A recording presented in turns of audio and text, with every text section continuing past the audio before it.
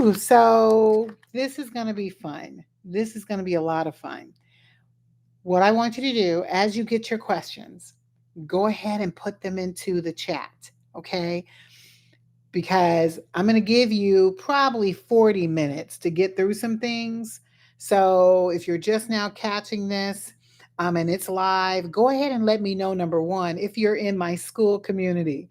If you are in my school community, just say, hey, I'm in the school community so that I know your questions trump anyone else in the room. Okay. So that's number one. And then number two, if this is your first time seeing me, go ahead and say, first time seeing you, because I just want to give you a kudos for seeing you and being in the room. I'm just so excited about the opportunity to come live and answer your questions.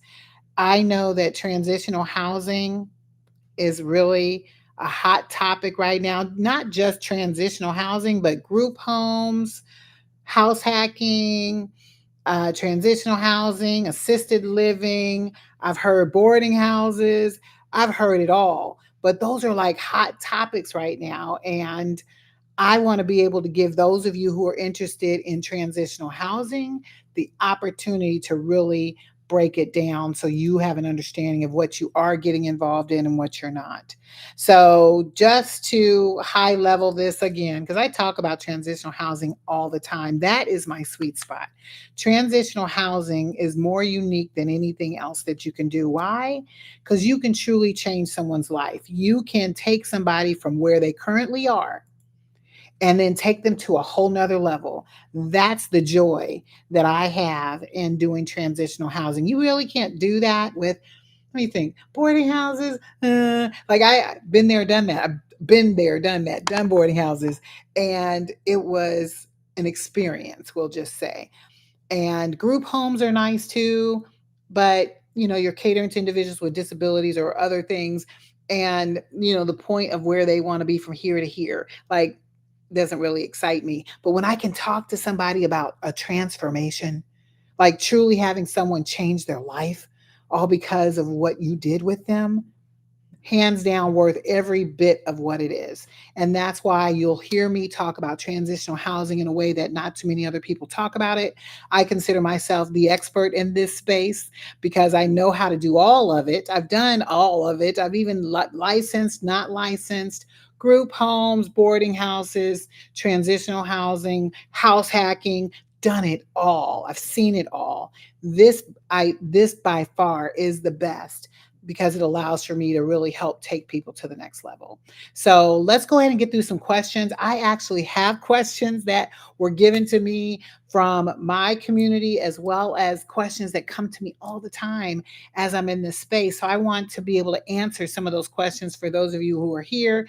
And remember, if you are in my school community, you ask your question and make sure you tell me you're in my school community because you trump everyone as far as questions. I get to your questions first. So, the first question that I want to answer, which I did answer in our school community, was talking specifically about Medicaid. You might have even seen my episode talking about billing for Medicaid. How do you bill for Medicaid services? So, let me be clear. You cannot directly bill for room and board with transitional housing. You cannot. In Medicaid, you cannot. They don't go together. So just trying to be paid for rent, utilities, and meals, it's not going to happen through Medicaid.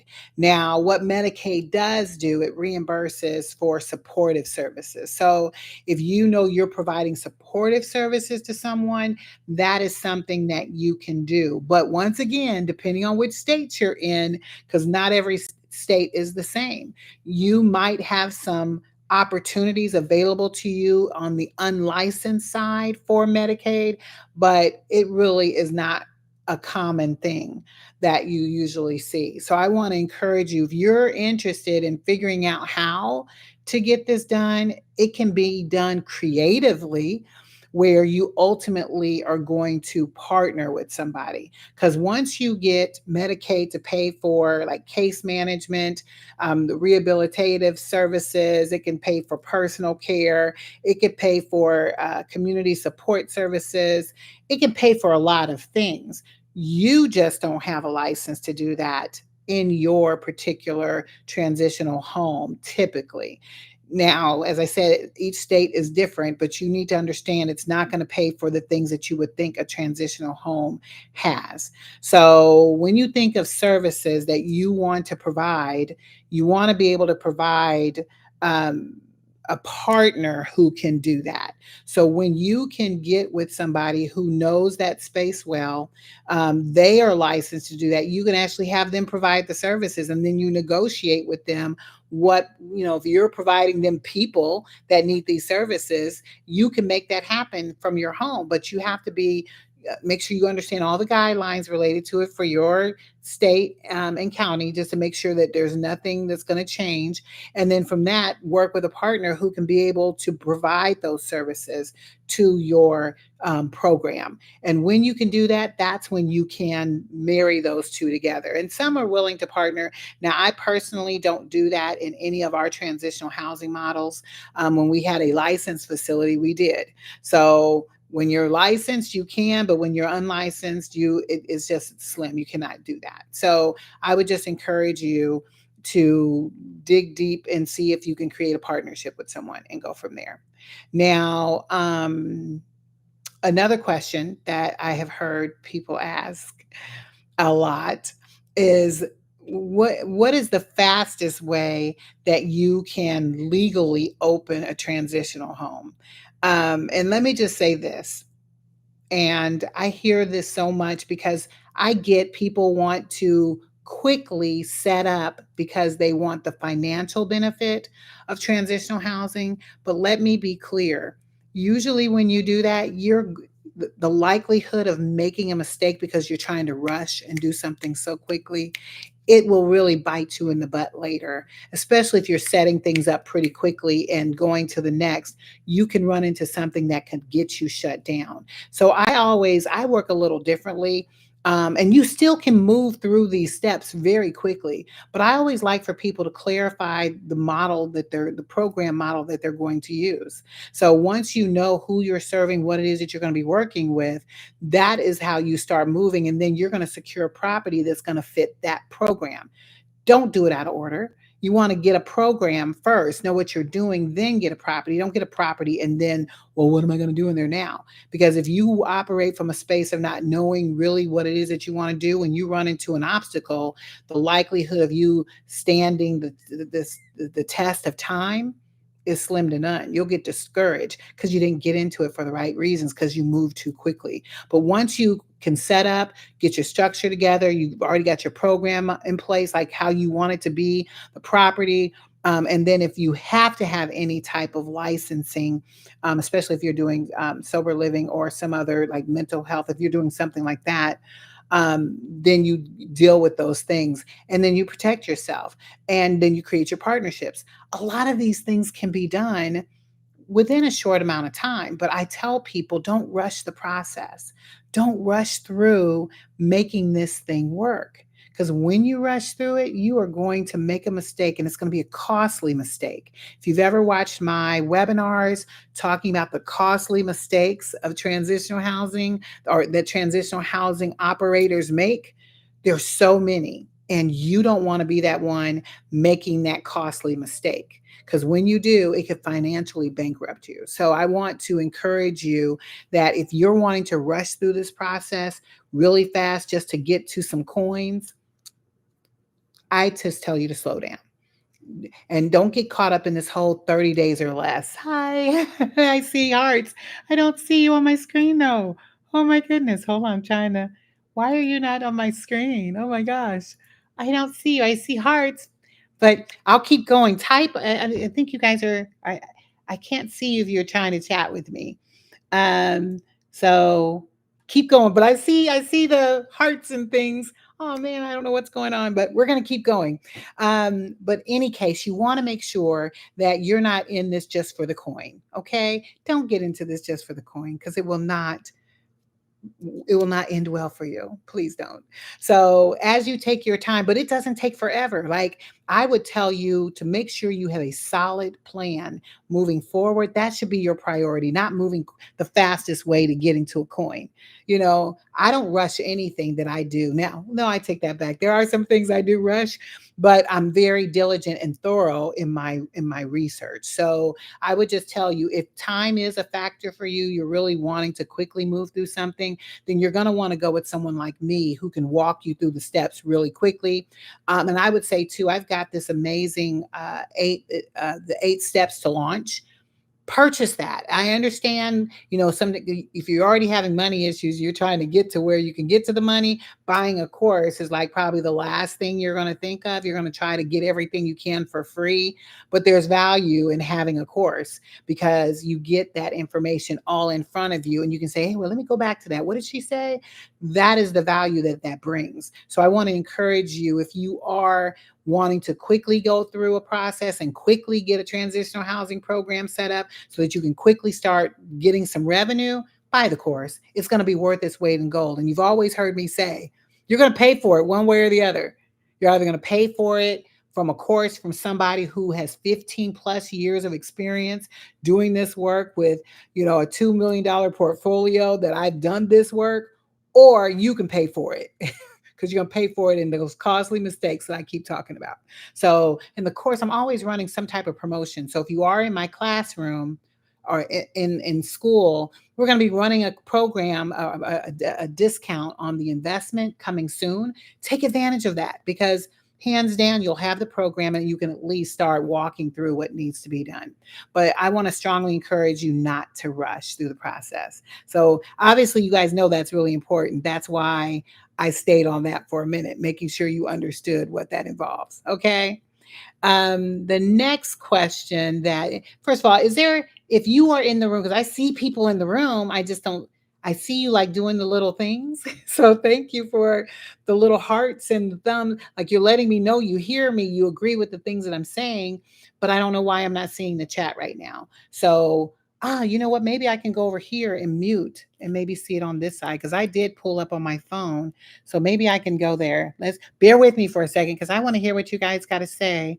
Let me see if I can mute this and then turn it on here.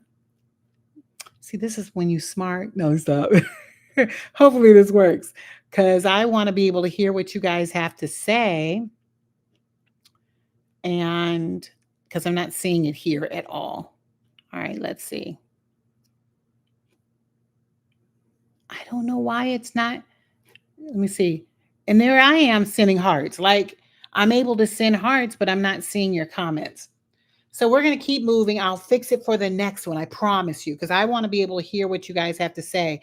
And if you're in the room and you're from our school community, go ahead and go in the school community with your question.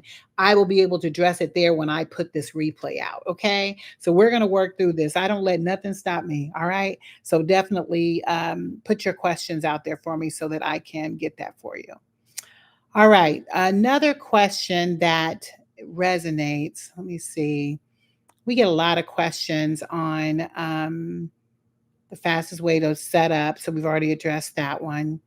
Um, so I had this question. This is a weird one to answer, but someone had asked the question, how do I keep the housing program safe from cyber threats? So I'm going to talk about cyber threats because I didn't quite understand the cyber threat thing, but I'm gonna do my best to answer the question because at the end of the day, and this might correlate better, and it just might not be on cyber threats, but let's say you're housing a population that has limitations related to their access to the internet. Let's talk about that. It's similar to as I think about securing the systems that you have in place because you want to make sure number one, whatever it is that you are creating that you have systems in place to collect the information that you need from individuals and find out where their limitations are. So we use a very strong property software management system. I'm not going to name it out because we are going to change it, but I have a process that's going to work regardless of whatever software program we use. And they have case management software, they got property management software, but they have a lot of different ones. I've used them all. Well, maybe not all of them, but at least three to four. And I can tell you that we have very strict, like the when that software comes already with the encryptions that it needs, it comes with all of the protections that it needs, so people do not get access to the information that are for our residents. So number one, it's protected there.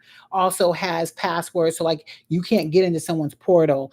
Their portals are already protected by just how they create it. So we've got systems that allow for us to protect all of that. So if there were a cyber threat, we would not have to worry about our information being compromised because it's already protected.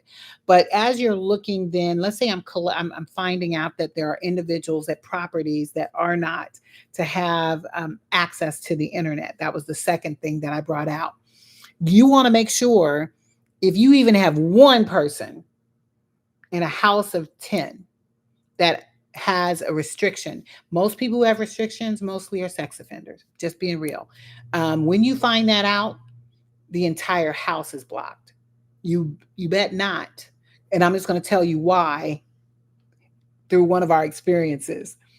We had a property that we were managing, and we all know that I cater to individuals who have to register as sex offenders.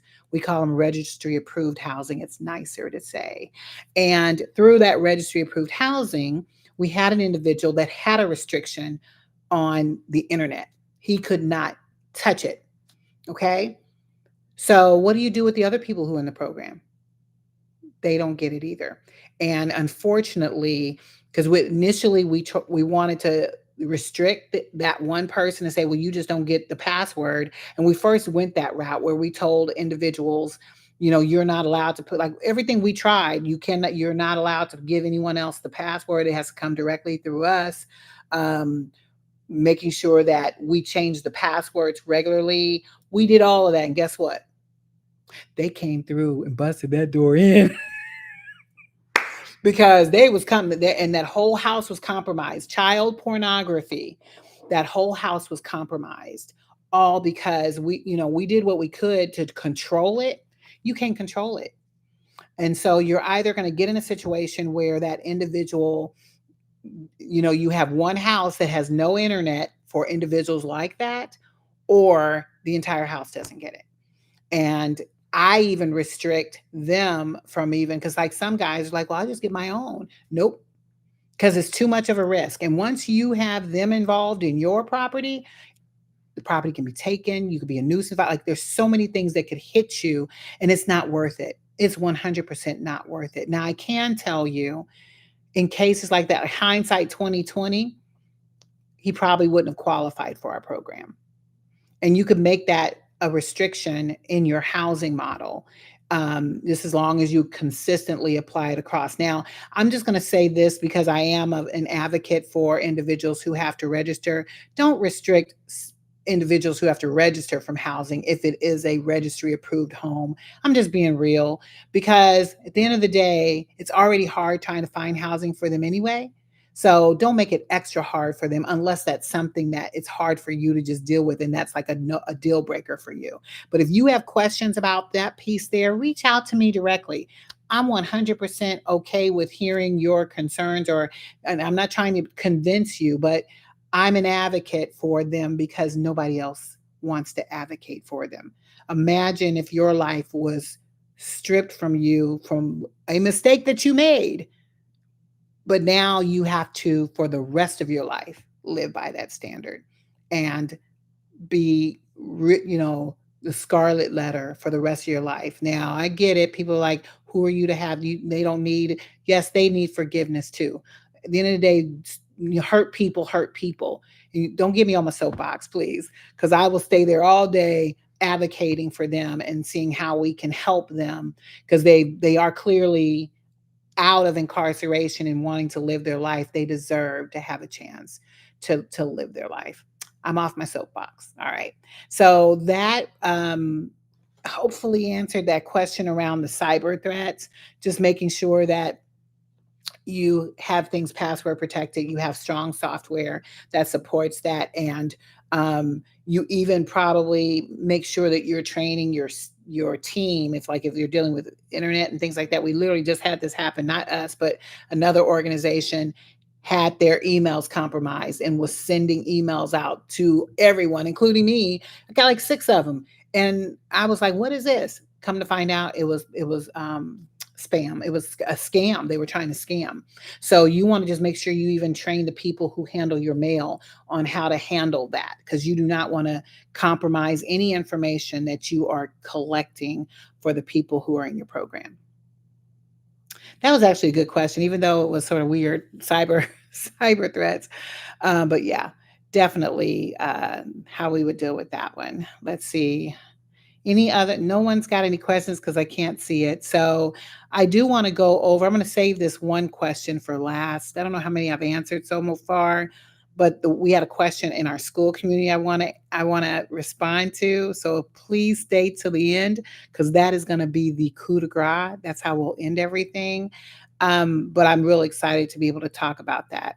Let's talk about how do we reduce turnover among residents. I had somebody ask me that question during one of our 15-minute sessions, and I'm going to answer that twofold, because when I think of transitional housing, I'm expecting it to turn over. I'm just being real. Like, my goal is not to get a house, fill it, and keep them in there forever. That's not my goal. I'm transitional housing. So if I have a 2-year program, I have 2 years or less to help individuals transform their lives so that they can move into their permanent housing situation. That's my ultimate goal.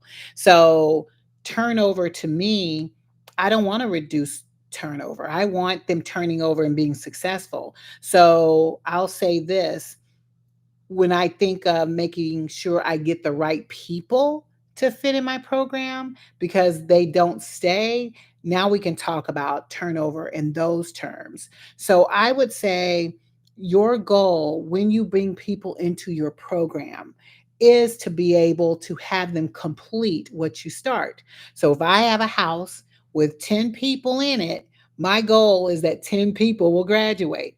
So making sure I have the right expectations up front and I've screened them properly is critical to their success.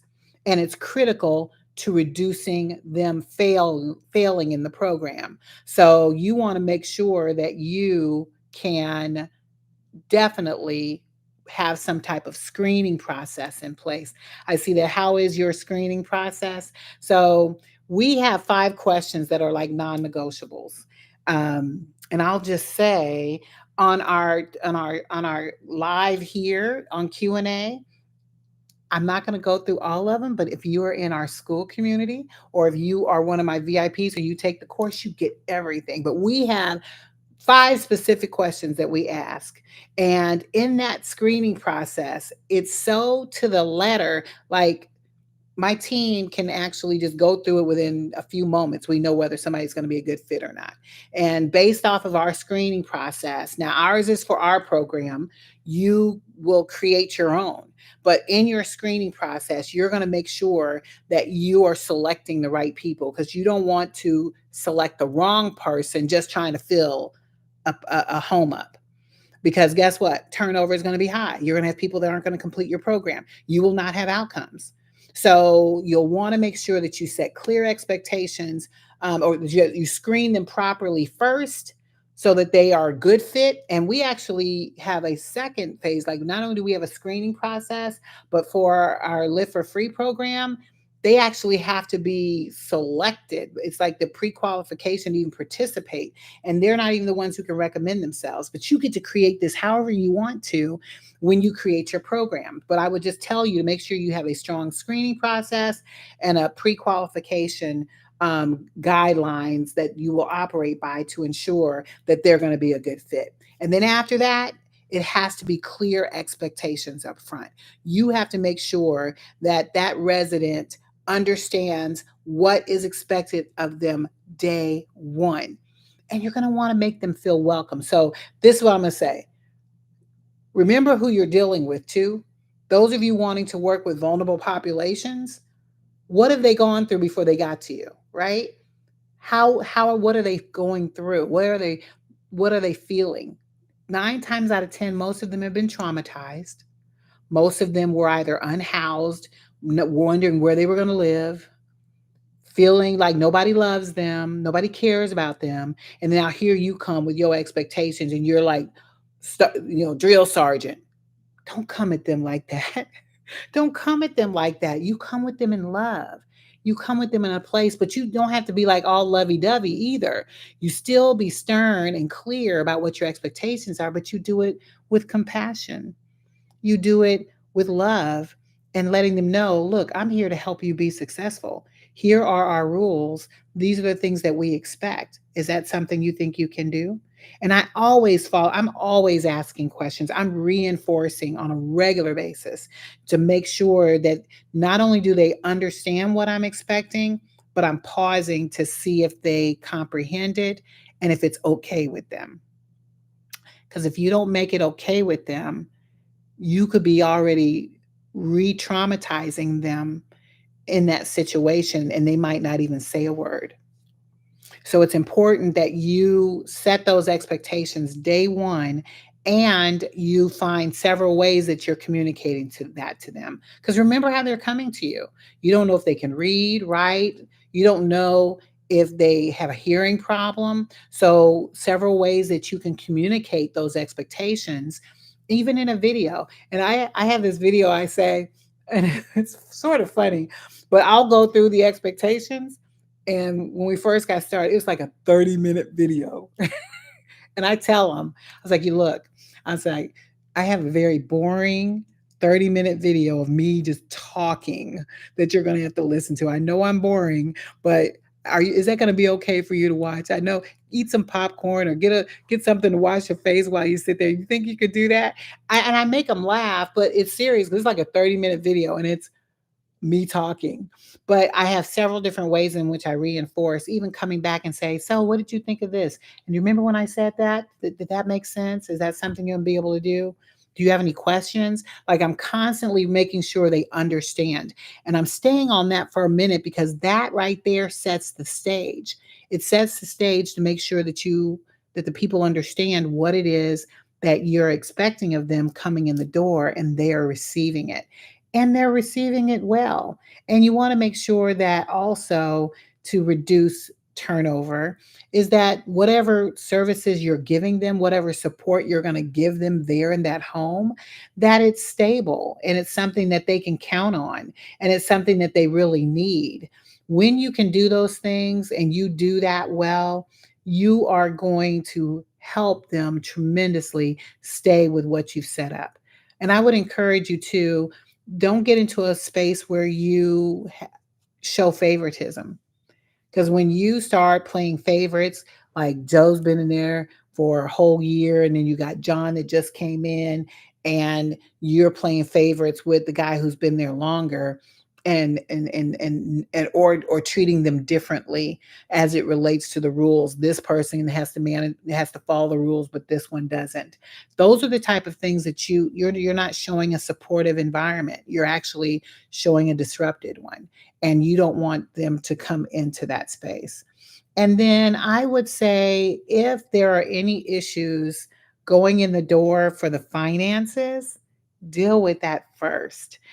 And you're going to get people who are coming in 9 times out of 10 self pay into your program. You need to know how those funds are coming in. Don't set them up for failure by you not holding them to a standard as it relates to the funds that are coming in, like knowing, like, I'll just tell you, a lot of people come in all the time. Well, my grandma's going to pay for me.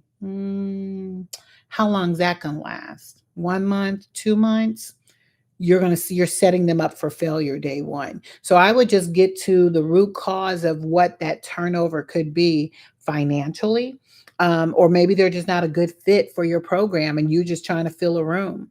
Don't get like that, because you will have turnover and you will not be happy with the results. So there is a few other points I could go into this. It's so many. It's already 9:12. I want to at least cover this last piece with you, that I will probably do an episode on this particular one, because I could go through on and on about how to reduce that turnover in your program so that you can be successful in that and I don't miss any pieces. But I definitely wanted to talk about this last piece that was shared in our school community. And this here is yet another plug to join our school community. In our school community, we get together as purpose driven leaders, talking about how we can set up our transitional housing programs and scale them and how we can transform lives. So there's a whole group of us, and I love to put out situations. So the other day I put out a what would you do? So, like how what would Jesus do? But what would you do in a particular situation? So I'm going to set it up so we can then talk about it so that you can hear my response versus just reading it. So, in the group, we said that you just got approved for funding to launch your transitional housing program, but the property you plan to use falls through at the last minute. You've got 30 days to find and secure a new property or risk losing the funding completely. What would you do first? And then I had individuals from the group respond. And I got some good responses. I was actually pretty excited by some of the things that were said. I had uh, um, Agiano, who came in and said, I will understand why I did the last deal, why the last deal fell apart at the last minute, to make sure that doesn't happen again, first of all. And then I would work with the lender to see what is needed just in case I need an extension. That was a really good recommendation. I would not want to rush into anything and not do my due diligence. And then I had Renee say that she would start at a landlord association and ask them if she could become a member or if they would mind her coming to a meeting to network. And then she said she would go to realtors and see if she can make a deal with one of the properties, and if they would like to make some money while it sits to be sold, which was still a good thought. I like that she was thinking about that play. And then I had JP say, I would first pray, which that's the first thing I do every time. It doesn't matter what. And I would look at my list of other properties I had in mind and see if any of them were available.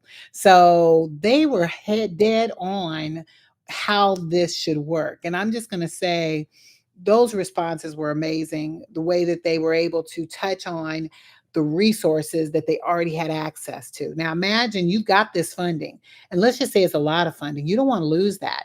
So, to think of 30 days, the first thing I would do clearly is to find out if there could be an extension.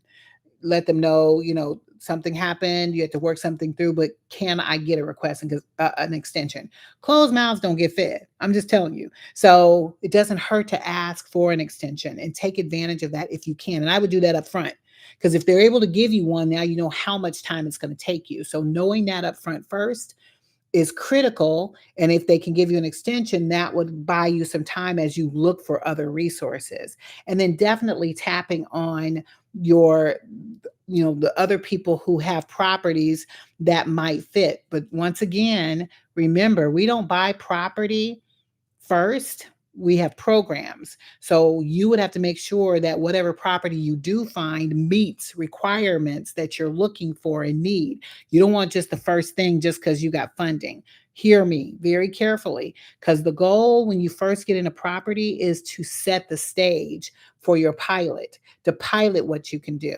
Because remember, I told you, you could probably do everything you want to do to build legacy and make substantial revenue all from one property. You really can. It's just building on it and creating that.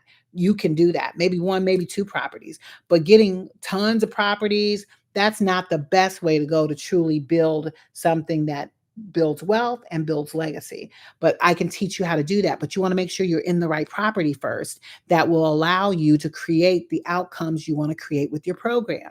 So clearly going to your pipeline to see what is available, what you had looked at before. I love looking at Zillow ads from old properties that are just sitting there. And if I know specifically what I'm looking for, I'm going to shop just for those type of properties.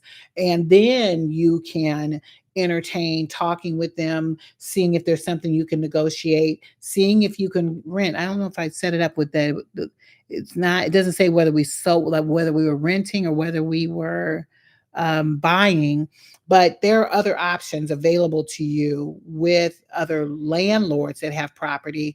You just don't want to lose that deal. And then learn how to negotiate creatively. Let me tell you, I am probably a guru at negotiating contracts. And depending on what you're looking for, you can do a master lease, you can do option to purchase, you can do short term contracts, you can do combinations of those. But your goal is to get something that you can do something with. And even if it's just temporarily, that's why I probably wouldn't buy anything yet until you know for sure a program is going to work, but definitely getting into a situation you can rent with the option to buy that can buy you some time. So I would encourage you to, as you look at these options, this here is what would you do? These are some great options that you can do if you got into this situation and you lost your property and you do not want to lose the funding. So hopefully you got something out of today's Q&A. We've got more to come. Every week I will be live. So go ahead and save it on your calendar. Now it might be a few minutes late, so give me some grace because it could be 15 minutes late, or I could come on 5 minutes early, which I might do the next time to make sure I don't have technical issues like I did here.